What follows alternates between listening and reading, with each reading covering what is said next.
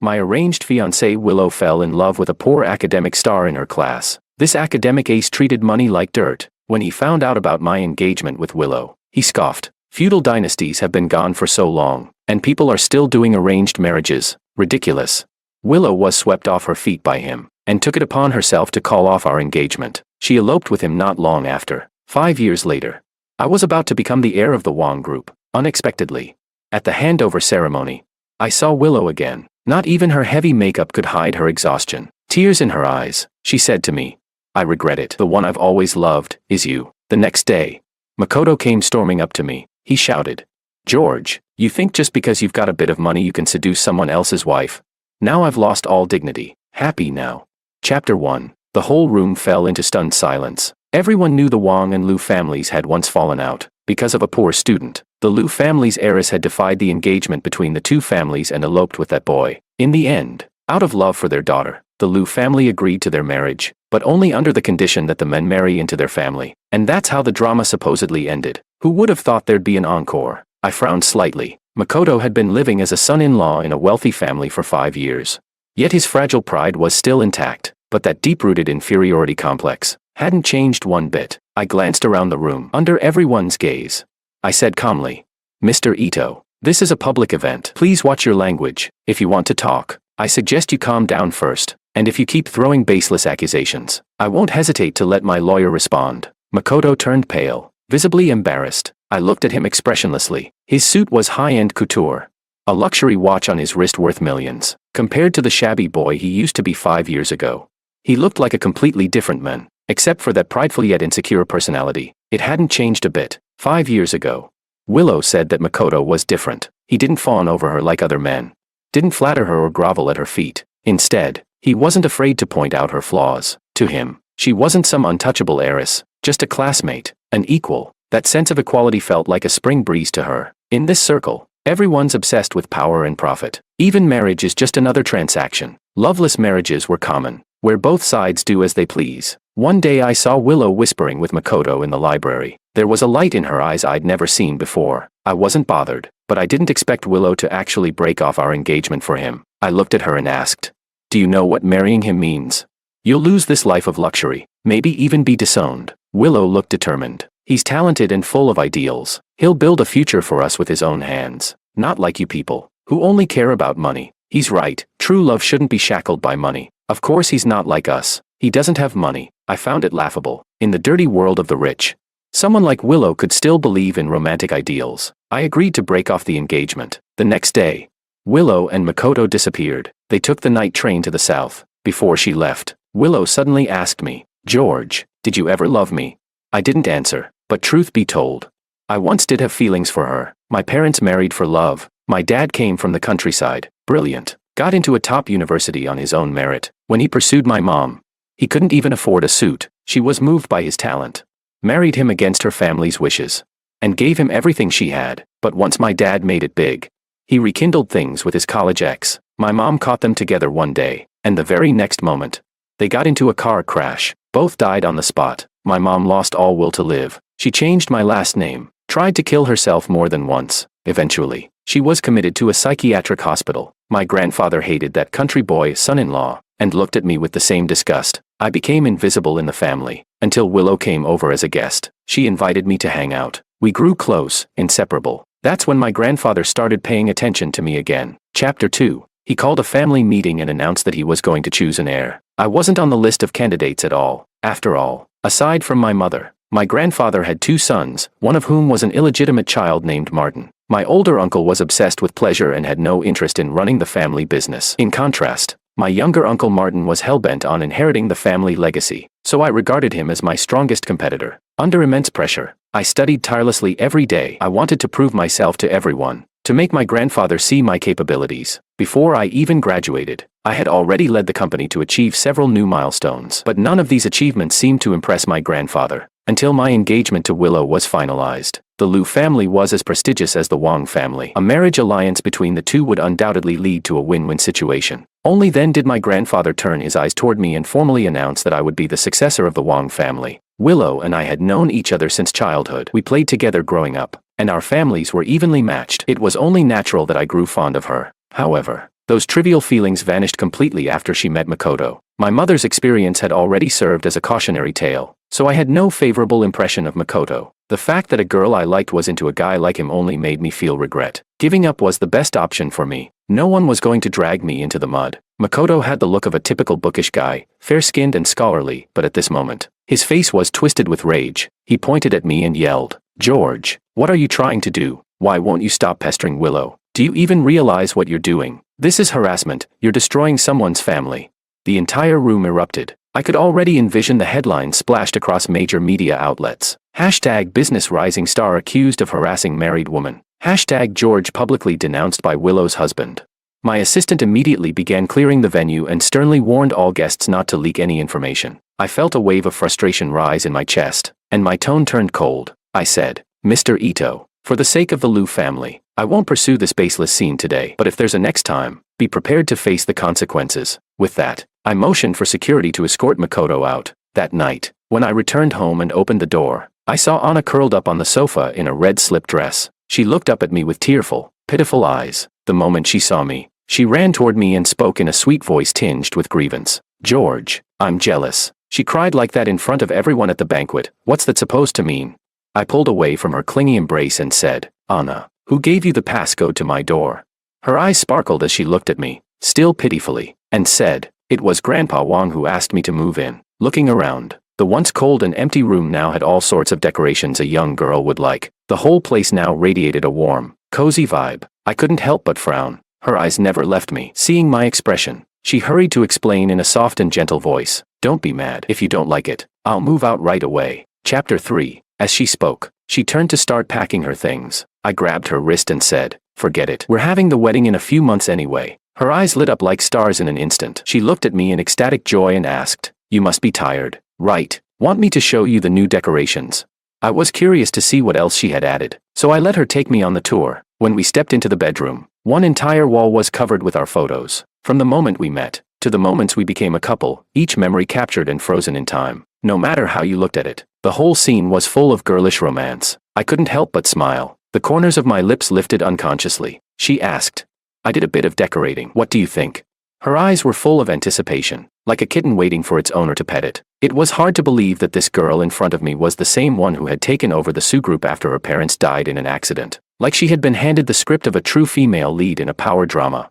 In just a few years, she turned the company from loss to profit and led Sioux group to surpass every elite family in Beijing. And she was only 25, 4 years younger than me. In business settings, she always gave off a cold, distant impression. But today, I was finally seeing the youthful vitality she should have had. Not wanting to dampen her enthusiasm, I casually praised her. "The photos look nice." Anna froze for a second. A blush crept across her pale cheeks, spreading all the way to the tips of her ears. She murmured softly, "We can take more like these in the future." I was suddenly stunned. That's when I realized, all the photos showed us in very intimate poses, which made my compliment come off as especially suggestive. Feeling a bit awkward, I forced myself to stay calm and said, "It's getting late. I'll go rest." With that, I quickly went upstairs. Grandpa allowing Anna to move in didn't surprise me. Ever since his illness forced him to step down, the Wang family had been on a steep decline. Even with all my efforts, I was only barely managing to keep things from falling apart. Restoring the Wang family to its former glory was easier said than done. He had once pinned his hopes on the Liu family, but that engagement had fallen through. Anna's appearance gave him a new sense of hope. He had said to me, "George, it's not that Grandpa doesn't trust you, but sailing through storms requires wind, and rising high takes momentum. Only those who know how to ride the wave are truly wise. The Sioux family is our best possible ally." I understood the logic well. Marriages between prominent families had always been a way to secure power. As long as it could help me, I was willing to accept it. My brother David was having a birthday party at the clubhouse. As I pushed the door open, the first thing I saw was Willow and Makoto sitting together, side by side, close as ever. Chapter 4. She looked at me with grievance in her eyes, a storm of emotion swirling within them. I calmly avoided her gaze and moved to the farthest corner of the sofa. David quickly leaned in and whispered, "Willow said she wanted to come. We're all in the same social circle. It's hard to say no." Who knew her husband would shamelessly show up uninvited? Not wanting to discuss it, I pulled out a gift box from my bag and said, "Happy birthday." He tore open the wrapping without delay, and his eyes lit up instantly. He laughed and said, "Bro, you know me too well." Inside was a limited edition mechanical watch. I had pulled a lot of strings to get my hands on it. David blinked and said, "For such an expensive gift, I feel like I should call you Godfather, otherwise, I'd feel bad. He continued. Dave has drifted through life, only regretting never meeting a worthy master. The others joined in teasing. Wong, have you considered adopting another godson? Just as everyone was joking and the room was filled with cheer, Makoto suddenly stood up. The cheerful atmosphere vanished in an instant. Everyone exchanged awkward glances. He stood there with a stony face and said to Willow, "Come outside." Willow silently got up and followed him. The two of them argued loudly in the hallway, and their voices were clearly audible. Everyone awkwardly perked up their ears. Makoto, clearly agitated, said, "You've been staring at George since we walked in. What the hell does that mean? What do you want from him?" Willow snapped back. "Why are you yelling? All you ever do is jump to conclusions. The less capable you are, the more aggressive you act at home. Outside, you're nothing but a coward." "I'm a coward," Makoto roared, his fury boiling over. "Then let me show you just how cowardly I am." The door was suddenly flung open. Makoto stormed into the room like a madman. He marched right up to me and pointed at Willow, shouting, "George, if you want this woman, take her. I'm done with her." Willow chased in after him, grabbing his arm. "Are you done losing your mind? You're humiliating us. Can't we talk about this at home?" Makoto yanked his arm away and screamed. "Talk about what? About how you still have feelings for George? How you keep thinking about him in secret? How you mutter his name in your sleep? Ha, I'm embarrassing. Willow, don't act so high and mighty. Who was the one desperate to marry me back then? I warned you, I'm not into the rich kid games you people play." Willow couldn't hold back anymore. Her eyes turned red as she shouted, "Yes, I was the one who insisted on marrying you, but Makoto, don't make me regret it." Chapter 5. Makoto looked like he had been struck by lightning, frozen in place. The entire room fell into a dead silence. Then he laughed. A twisted, desperate laugh. He said, "So, you've finally said it." Each word cut like a blade. Every sentence bleeding pain. Willow collapsed onto the sofa, looking completely drained. "I couldn't stand this ridiculous drama anymore," I said. "David, I'm leaving." Makoto pounced in front of me like a wild animal, eyes blazing with rage. "George, you stole my wife and now you want to run. You're nothing but a hypocrite in a suit, a beast in gentleman's clothing." Without a word, I swung my fist straight into his jaw. Makoto staggered back, clutching his face, staring at me in disbelief. I said coldly, "A parasite like you, looking down on elite families while enjoying every bit of their perks. You have no ability, no career, yet you still dare to act tough." My words hit his sore spot. His face turned red with rage. He gritted his teeth and said, "Who the hell wants your money? You think being rich makes you special? People like you are disgusting." I didn't deny that powerful families have many flaws, and I didn't believe that money and competence were always linked, but wanting the benefits while insulting the source, that was shameless. I sneered. "Remember this, someone like you has no right to bark in front of me." Makoto's face turned white, then red again. Infuriated by my words, he blurted out, "I'm not worthy. I'm not even impressed by trust fund brats like you."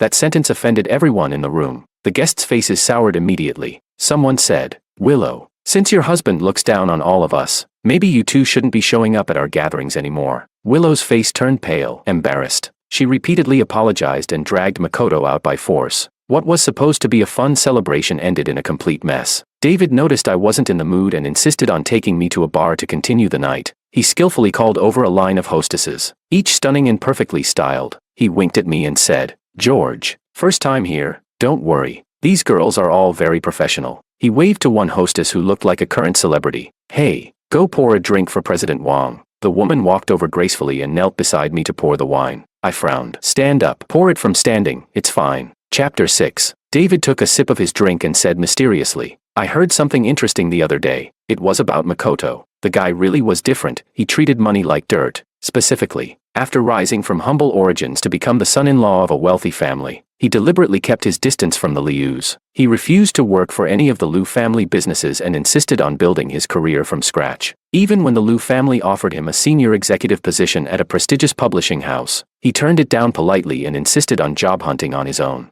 After sending out dozens of resumes and going through half a year of interviews, he finally landed a job at a small publishing firm as an editor, earning just over 4,000 yuan a month. Not only that, but he kept a strict boundary between the Liu family and his own relatives, refusing to let them benefit from the Liu name. His parents were honest, meek farmers who simply obeyed whatever their son said. But a while ago, Makoto's younger brother got into trouble. He acted as a guarantor for a friend and got caught in a scam, ending up owing 1.8 million yuan in high-interest debt. The lenders threatened to break his legs if he didn't pay. His family was dirt poor. There was no way they could come up with that kind of money. But to the Liu family, that amount was pocket change. So his parents went to his workplace, knelt before him, and tearfully begged him to save his brother. Guess what Makoto did?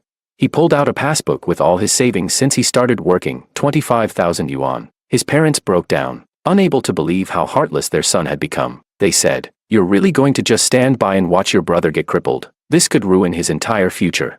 To the Lius, this would have been a piece of cake to solve. If Makoto just said the word, the debt would be gone. But he was unshakable, and insisted, "I chose to be with Willow because I love her, not for a family status, and definitely not for money. I don't want the Liu family to look down on me. I won't be labeled a freeloader. I can't stand the gossip and whispers. You envy my life, but you have no idea how I walk on eggshells every single day in the Liu family. Your younger son is your child, but so am I."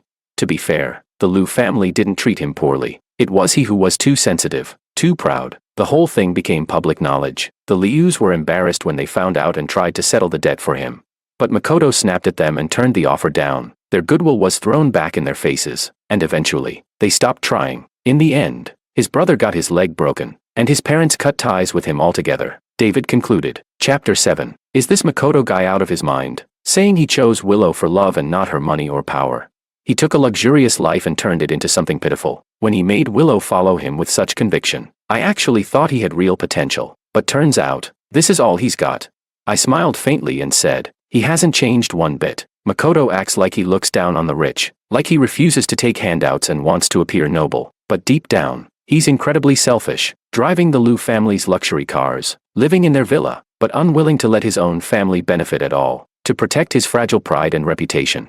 He didn't even lift a finger to help his own younger brother. That night, we drank until late. David's driver ended up taking me home. I fumbled to open the door, tossed my suit jacket onto the sofa, tie loosely hanging around my neck. I walked in slowly. The living room lights suddenly came on. The harsh brightness made me squint. Anna was standing in the center of the room, looking at me coldly. "Drunk like this?" she asked. I ignored her and collapsed onto the couch. My temples were throbbing. I closed my eyes and rubbed them. A pair of soft hands reached over and gently massaged my temples. Anna softened her voice. "You've always been prone to migraines, and you still drink so much." I frowned in frustration. "Tell the old man to stop worrying about my business." Her hands froze. I opened my eyes and looked at Anna. There was a flicker of hurt in her eyes. She bit her lip and said, "George, do you have something against me?"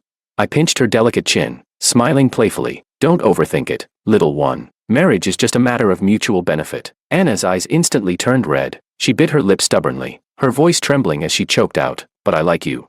I found it laughable, and a bit helpless. I looked her up and down and said, "Status can change with time and circumstances, but interests never do. Only benefits make for the strongest bond. Anna, I don't need love. As long as our interests align, we can treat each other with mutual respect." She was silent for a long while, then suddenly asked, "Is it because you still can't forget Willow?"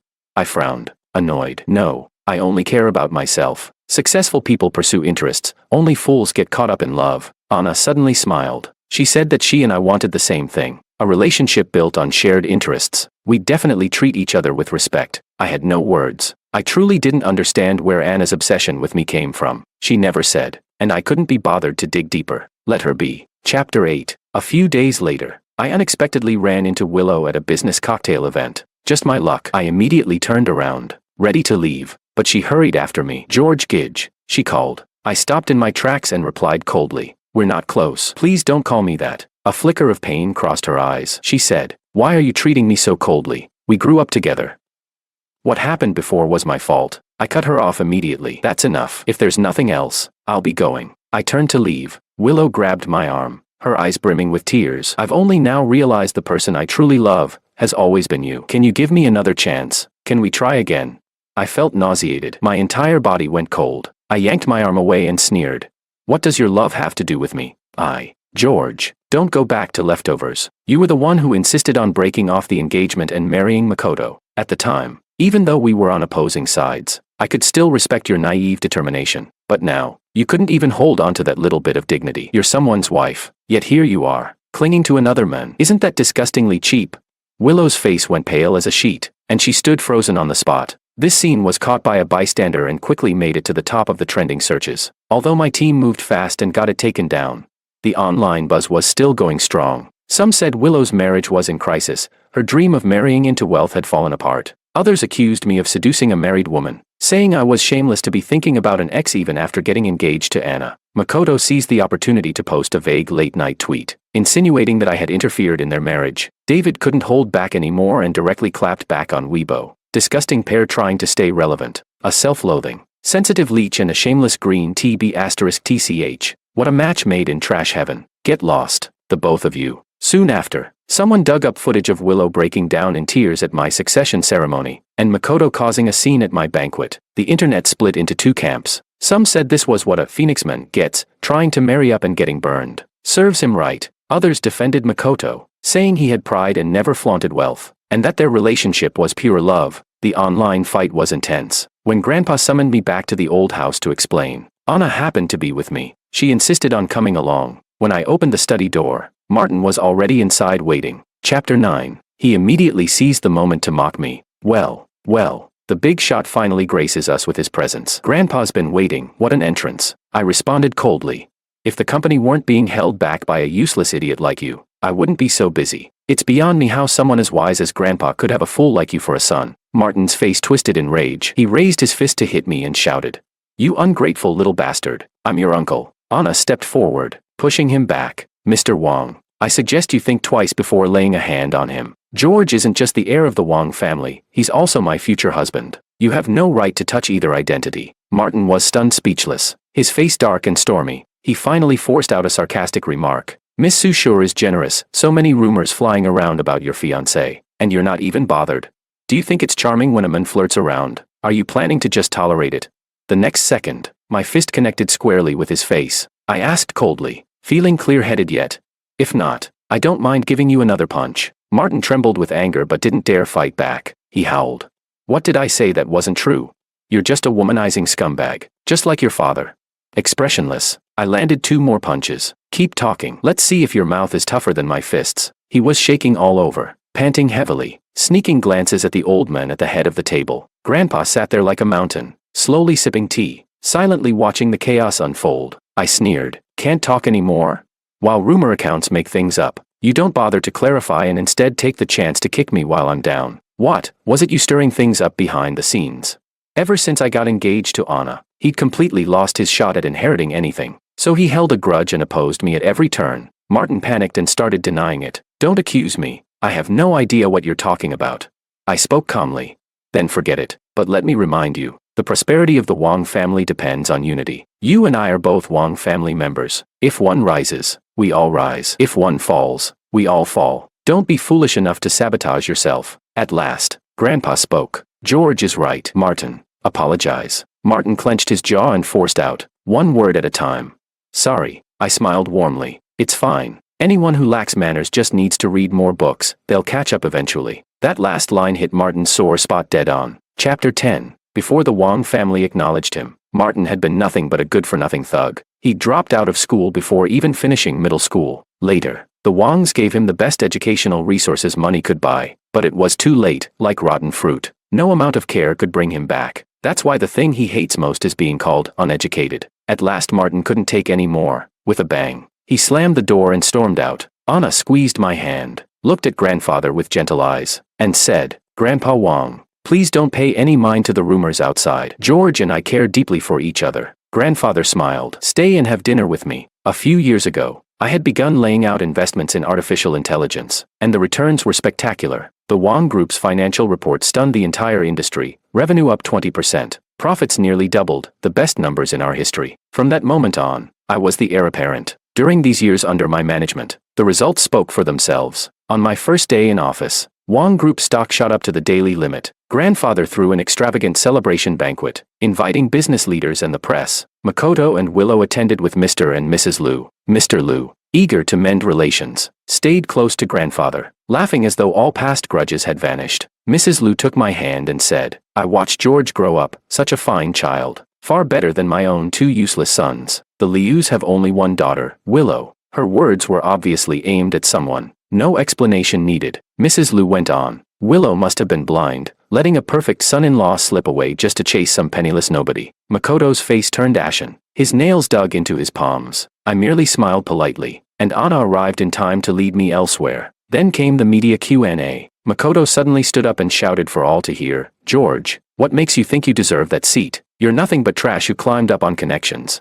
The Liu family's faces darkened. Their eyes were full of disappointment. Chapter 11. Without losing my composure, I replied, "Do you understand win-win cooperation? In business, like on a battlefield, a strong alliance beats fighting alone every time." Makoto was stumped, so he lashed out. "Everyone's saying you leveraged the broken engagement 5 years ago to scam the Lius out of a billion-yuan project. And now you're clinging to Miss Su to cement your status. Your whole success comes from using 2 fiancés. Care to explain?"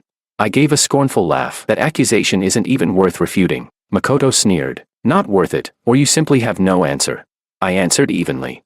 "I have a question for you. What does personal success even mean? Every human success is built within human society. There's no such thing as triumph without others. Your talk of rising on your own versus rising with help is a false dilemma. The only difference is degree, not kind. In any achievement, chance, environment, and ability all matter. Chance and environment already weigh heavily. The more resources those factors give you, the more impact your ability can have. I've earned this position through relentless effort and enormous pressure. I don't believe my self-reliance is any less than what most ordinary people must muster. So why should I let others dictate what I'm allowed to be?" The room erupted. Funny thing. Really, plenty of people hate the rich, while plenty of others look down on those at the bottom. In the end, it's all about perspective. Each side weaponizes morality to attack the other, forging impossible standards. The rich must be flawless philanthropists who never lean on anyone. The poor must toil endlessly, and if they fail it proves they're worthless. Why should I be bound by those rules? Why can't I redefine the game? Anna rose gracefully and stood beside me. "George is right. Success has never been a solo act. I believe in his ability and I'm ready to move forward hand in hand." The interview clip spread like wildfire online. Trending tags blew up every platform. Hashtag George admits leveraging women's support. Hashtag redefining win-win cooperation. Hashtag this Kool-Aid's too sweet. Netizens argued fiercely. Some cheered, some condemned. But the craziest were the fans shipping us as a couple. Clips of Anna and me exchanging glances were edited into countless ship videos and went viral. At the same time, the scandal of Makoto letting his own brother's leg be broken to save himself resurfaced, leaving onlookers utterly stunned. Chapter 12. Everyone agreed he should have had a golden future. Yet after marrying into a powerful clan he achieved nothing at all. He neither used the family's resources to improve himself nor built up any wealth. Instead he broke with his own relatives and ended up empty-handed. That isn't devotion, it's sheer madness. My mother, who has struggled with mental illness for years, suddenly said she wanted to see Anna and me. She was recuperating at a hillside sanatorium. When she first met Anna, her gaze was clear. She studied her gently for a long time, then said with maternal warmth, "So you're my son's fiancé?" Anna answered with perfect poise, "Yes, Auntie." Mother smiled in relief. "I watched the video of you defending George. Knowing he has you beside him sets a mother's heart at ease." Then she turned to me, tears welling up. "George, I'm sorry." My heart no longer rippled. In earlier years I had felt both pity and resentment toward her. Resentment that when I was struggling and facing ridicule, she wasn't there. I often wondered whether, if I disappeared, she would finally regain clarity. But time has taught me, she, too, is pitiable. Without that accident, she would surely have loved and protected me just as she does now. Softly I said, "Mom, I'm doing well. Please take good care of yourself." At those words, grateful tears shone in her eyes. Leaving the sanatorium, I stared out the car window, lost in thought. Anna drove us to the seaside. Listening to the waves crash against the shore, she whispered, "George, lean on me for a while, you deserve a breather." Resting my head on her lap, I finally lowered every defense and wept in silence. All the bitterness of years spent fighting alone poured out at once. The climb to the summit is strewn with thorns, yet in the end I reached the peak. News of Makoto and Willow next reached me as rumors of their marriage collapsing. The once spectacular wedding had proved a mirage. Dreams, inevitably, dissolve. After the failure, Willow seemed to mature, but once she took over the Liu family she made one bad decision after another. Lacking business instincts, she drove the company steadily downward, trying to secure financing from the Wang clan. She lowered herself repeatedly to request meetings. Each time I courteously refused. Makoto's publishing job also fell apart. The wreck of his marriage left him dazed. His work was chaos. All day he muttered, "Our love was meant to be pure, untouched by filthy money. How did we end up here?"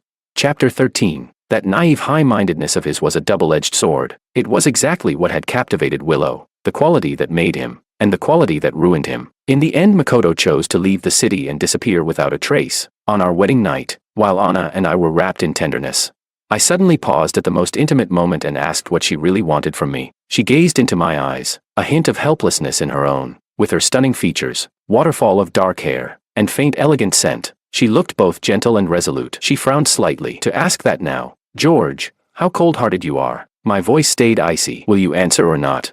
With a soft sigh she began her story. She had first seen me at a Wang family banquet. Everyone was snubbing me, yet I remained calm and composed, neither humble nor arrogant. Drawn by that quiet poise, she approached and said, "It takes courage to stay true to yourself in a place like this." That memory resurfaced. Yes, it had happened. Though at the time I found her comment needless, I was simply used to such situations. Later, when she learned of my engagement to Willow, she felt urgent anxiety, but her parents had just died, and she was overwhelmed. A year after Willow broke our engagement for Makoto, Anna wanted to confess her feelings. Yet the Sue group was in crisis and she refused to drag me into the whirlpool. Only after Sue recovered did she dare come to me and propose our union. So it was love at first sight. Her girlish affection had never changed. When she finished, a flood of emotion stirred within me. Anna looked into my eyes and whispered, "George, my heart has never wavered." I answered her truth with a fervent kiss. The room's temperature slowly climbed. This time, I was willing to drop my guard and trust her completely. Career and love, I will let neither slip from my grasp.